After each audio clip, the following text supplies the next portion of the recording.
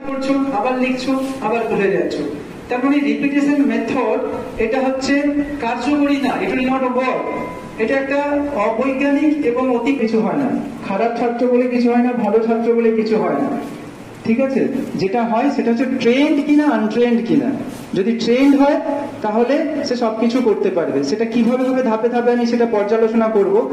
এবার তাহলে মেমোরিটা কি? আমরা যে মেমোরি জানি, যে কোনো জিনিস, যে কোনো তথ্য, সেটা যুগসালাই হতে পারে, চণ্ডীপাঠ হতে পারে, রকেট সায়েন্স হতে পারে, যে কোনো তথ্যকে একবার দেখে বা একবার শুনে বা একবার পড়ে সেটাকে হুবহু একই রকম ভাবে সারা জীবন মনে রাখার যে পদ্ধতি, মনে রাখার যারা লেবার দিই, কেন দিই তা তো কাজ হয় না, কারণ আমরা যুদ্ধ করছি কাজই।